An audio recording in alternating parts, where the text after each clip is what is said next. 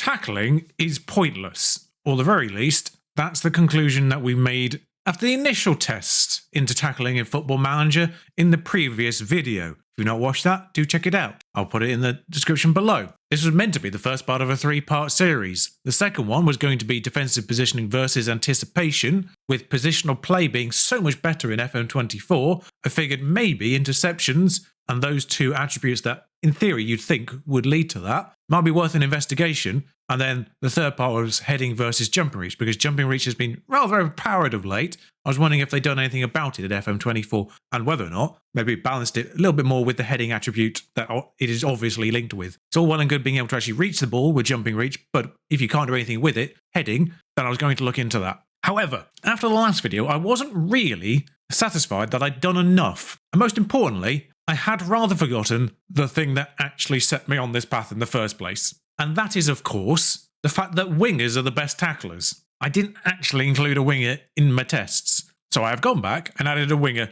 to the test, just to show you how tackling and marking affects the winger role, which shouldn't be a thing that I need to do, but because that's obviously the whole point of this really, I've gone back and fixed that. Now I can't use Nicolo Zaniolo because Aston Villa are in Europe, and I want to make sure they absolutely play 38 games or as close to 38 games as they can. Just as a side note, I've actually only used the statistics from the Premier League because that way it's easily comparable. There's no FA Cup, League Cup, European fixtures included in these overall statistics that I'm using, just to be certain that each of the players that we're comparing here are basically playing the same 19 other teams, apart from their own one. And I can't use Pedro Neto, our beloved Pedro Neto. If you've not watched the Wolves beta save, the link for that will be in the description below as well. But we can't use our beloved Pedro Neto either, because we're already using Max Kilman from Wolves. So I went to the other remaining 200-to-1 predicted team. As you might recall, I took 3 players, defensive players, from 3 teams that were all predicted 200-to-1 at the beginning of the year. I went back to the last remaining one of those 4 and gave Harry Wilson the same treatment. Just as a side note, it does appear that I've accidentally forgotten to change his long shots to 15, but you'd expect that not really to affect this experiment. He does have 15 penalties, free kick and corners, which the defenders didn't have. That's just because they were good to begin with, and he is an offensive player. So I did give him 15 in those just to sort of make sure he was actually playing. He also now has very good left and right foot. I also removed any central positions that he could play. Striker, attacking midfielder, and central midfielder were all possible for him. I removed them from his capabilities. Just as an aside and a PSA, and full disclosure, I have used an external program to make this work so I could freeze their attributes to make sure they wouldn't change, obviously, over the course of the season, just to make sure everything stayed as static as it possibly could. I have used an external program to make this experiment work. And that program does show you what their current ability should be. Adding capabilities to left or right foot, making them both fully very strong, added current ability to them, which is why last time I said, as a PSA, don't develop a weak foot if you don't think you need it, because it will take away from attribute growth elsewhere. There has been a lot of talk in recent years about developing positions and that taken away from attribute growth in the actual attributes as well. Removing Harry Wilson's positions didn't change his current ability. What I did notice is, particularly on the marking one, weirdly, but changing Max Kilman's marking from 15 to 1 took him down from a 180 current ability to 159. 21 points he lost of his current ability by changing his marking from 15 to 1. Changing Harry Wilson's marking from 15 to 1 took him from a current ability of 183, like he is right now, changing his marking to 1 to 180, which means the position that a player plays in affects the current ability in regards to how the current ability is calculated based on the attributes they have. Because marking was 7 times more influential to a player's current ability when it was a central defender compared to a winger. Which leads me to believe that adding a position to a player's arsenal doesn't change their current ability. What does happen, and what might be observed, is when you retrain a player into a different position and it becomes their dominant position, it recalculates the current ability based on the attributes that are important to that position. In a weird way, you might be better off not retraining a player in a new position fully, because it might then take away more current ability points if then recalculates it on their new position and your player is stronger overall in the focused attributes that it uses in that position. You might get more growth leaving them in a less optimal position as their main functionality. For instance, if I wanted to retrain Harry Wilson as a defensive midfielder right now, or striker, you might be better off not fully training him as those positions, because it will still prioritize, say, marking as only being 3 versus 21, as it was with Max Kilman. If I wanted to retrain him as a centre-back right now, I wouldn't retrain him fully, because marking would still be less impactful to this as a winger than it would as a central defender. It's weird, and that probably needs looking into as well, which is annoying because I keep finding new things to look into, but that's where we are with that. The important thing here is I've added Harry Wilson to this experiment, and I have given him 1 tackling, and I have given him 1 marking. I've also added 4 new metrics into this test in anticipation and defensive position, etc., and the next 2 experiments that I'm going to do, just to see how these 2 attributes affect those metrics as well. They've thrown up interesting results on those new metrics that I wasn't expecting.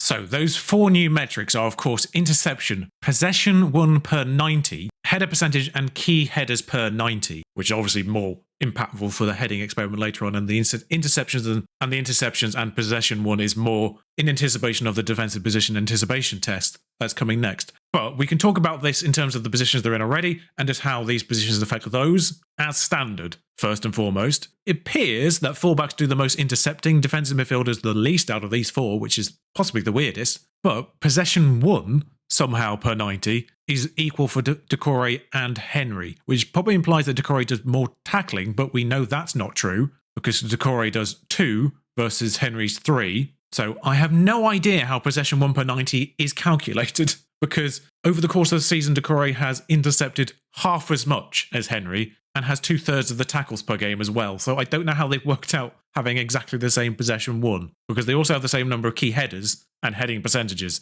pretty much 68 versus 60. It's not a huge discrepancy there. What is interesting, though, is even though Wilson has the same heading capabilities as all these others, 15 jumping reach, 15 headers, 41%. Now, this obviously might also be tied into the height, so don't look into that too hard in terms of header percentage. But they obviously all have the same jumping reach attribute and the same heading attribute. This is more just how it affects them. Obviously, the raw statistics would require them all to be the same height, which I haven't done. I will be doing that. I will be looking into that specifically in the jumping reach video as well. But for the purposes of the tackling marking one, not been done. But in regards to the 3 things that we looked at last time, so Harry Wilson with 15 in everything except for long throws and accidentally long shots, has a 6% better tackle average than Max Kilman, the centre-back, 8% more than Henry, the left-back, and 12% more than Decore, the defensive midfielder. Yep, you can see the problem. He also has an average tackles per 90 that is between Decore and Henry. Still over twice as many as the centre-back. Also does give away the most fouls of anyone as a baseline, though,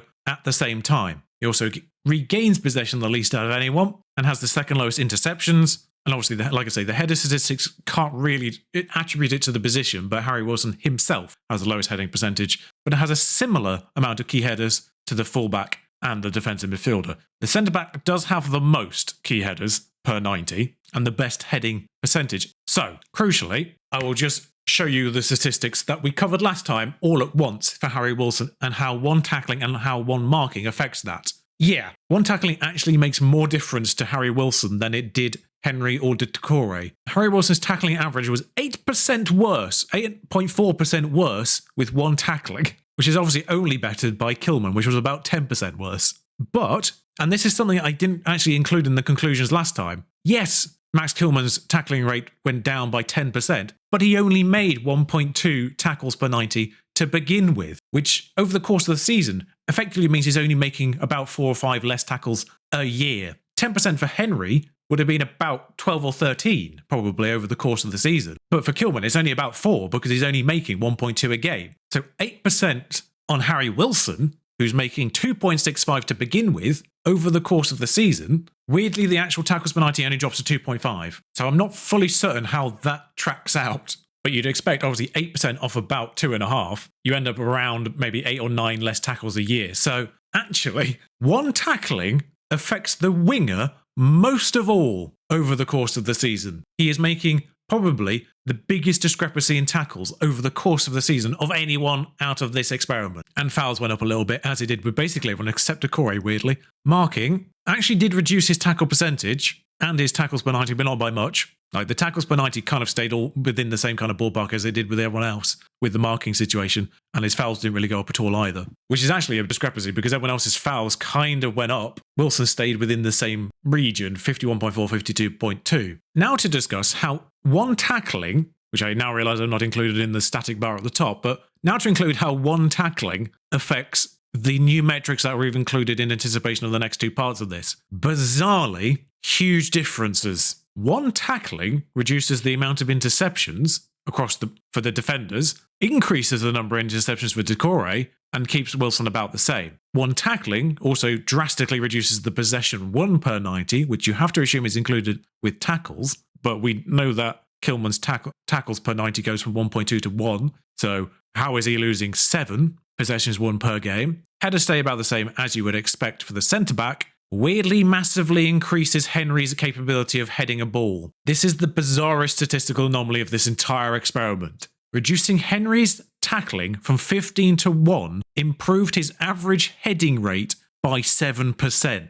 The other two are sort of within the ranges as you'd expect as well. And the key headers per 90 didn't really get too affected in anyone's parameters too much. Like Decore's was a little bit down on average, Kilman's was a little bit up on average. That could be within statistical variance. I can't say 100% for certain. There's much of a conclusion being made there. But 7% header percentage for Henry is a massive jump, and I don't know what's caused that. I do wonder if it's something to do with set pieces and the prioritising of players in set pieces. If for some reason having 15 tackling put Henry in the positions where he had to challenge for more headers, at say like corners, where they're less likely to obviously win the header because there's more people challenging for it, or the goalkeeper could get it maybe, and that might affect it. I don't know. So whether he was put into less situations where he had to make a header, I'm not certain, because he's making the same number of key headers. So it's just, you'd have to assume that the number of attempts he was making went down to then have a higher percentage of success. So I do wonder if he had, because of his 15 jump reach, or the 15 heading and 15 tackling and all that, having 15 in all of those might have moved his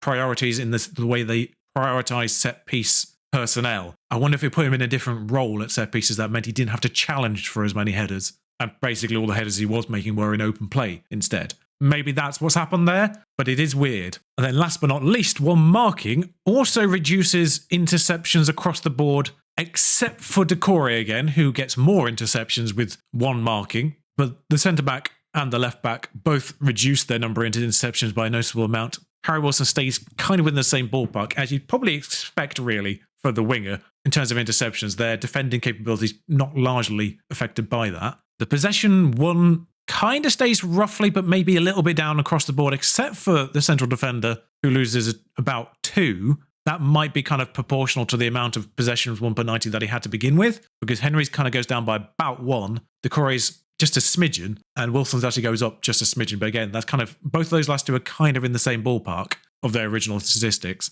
So maybe there is a slight reduction, but not a dramatic reduction there. The heading, as you would expect, kind of stays about the same, although Max Kilman's goes up marginally by about 2%. And then the key headers across the board kind of stay about the same. But again, Max Kilman's goes up by a little bit. But it is the position won per 90 statistic that is kind of driving my conclusions on this, or part of my conclusions on this, because it does feel like, whilst the tackling statistics come out as not really being affected all that much, one tackling causing effectively a 33% drop, or a drop by a third, in Kilman's possessions won per 90 is dramatic. It's the same for Henry. It's about a third across the board. For everyone, in fact, their possessions won per 90 drops by about a third across the board. 21 to 14, 15 to 10, 15 to 10 thereabouts, 8 to 5 and 2/3. It's pretty much exactly a third across the board. It is very consistent. And I don't know what goes into possessions won per 90, because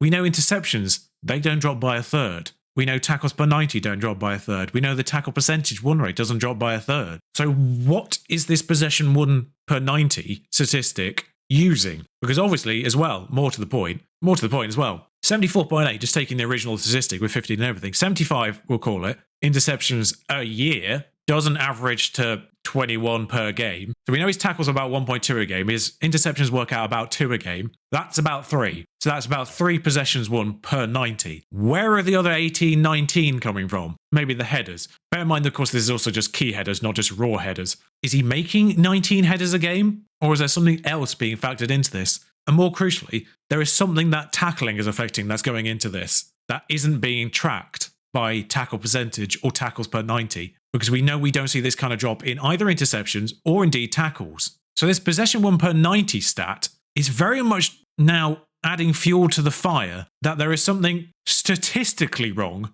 in the way that tackles are being tracked. Maybe tackling isn't pointless as an attribute because possessions won per 90 is a third down. It's a huge effect on that. But in the actual tackling statistics that we're being shown in the game, we're not seeing that. We're seeing 10% less percentage for Kilman. We're seeing 8% less for Wilson. Not really a huge amount for the fullback or defensive midfielder. And the tackles per 90 aren't really being affected all that much by it. So are we being lied to in the statistics that actually say tackling? Is there something visually wrong with what we're being shown in this regard? Because possession won is showing something, the other statistics aren't, and it just isn't adding up. So, with that in mind, what conclusions can we actually draw from this? Number one, the most important position apparently the tackling affects as raw tackling is winger, and it's the only one that realistically over the course of the season actually makes a difference, because the tackling capabilities of the fullbacks and defensive midfielder don't drop enough that over the course of the season it actually adds up to any amount of tackles. And similarly, whilst it does make a percentage difference to Kilman